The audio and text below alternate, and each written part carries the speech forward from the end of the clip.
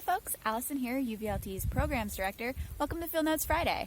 Today we're going to talk about one of my favorite spring things, and it is hearing the frogs for the first time. I took this video last week, the first time that I heard frogs in the pond, and I'm really excited about it. I think we have two species of frogs here, spring peepers and wood frogs, and we're going to talk about both of them today.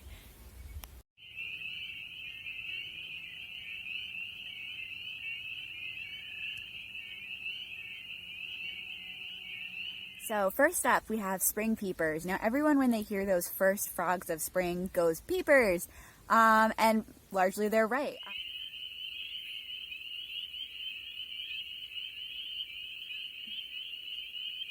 Spring peepers are best identified from the X mark on their back, and they're camouflaged to look like tree bark. So these guys hibernate over the winter. And they can go as low as -8 degrees Celsius, which is 17 degrees Fahrenheit. And they hibernate under logs, behind tree bark, or in the mud. So they emerge in the spring just as soon as sort of the ice is off of ponds or wetlands or vernal pools, and they get to breeding. So hundreds of these guys will be in the same place at once for the breeding period, and a female will lay up to 900 eggs each. So they're the first to call in the spring. They call about 20 times a minute, and the females actually choose their mates based on the speed and the volume of those calls. Spring peepers will live up to 3 years, and they are nocturnal animals that eat small insects. Next up, wood frogs. So these guys have a very distinct, quick, quack-like call that is much deeper than the high-speed chirping of the spring peepers. And if you listen carefully in this video, I think that you'll be able to hear both of them.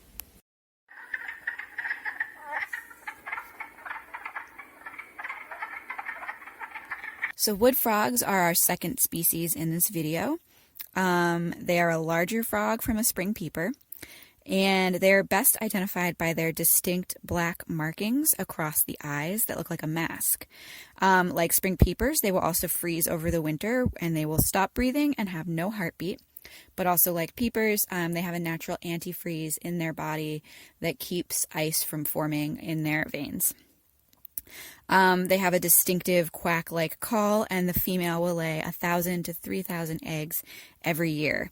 They also live up to 3 years. So both of these species live in wetlands, vernal pools, swamps, and ponds, all of which are areas that can be threatened by development. So while they are not a threatened species, their habitat is threatened. So important note there.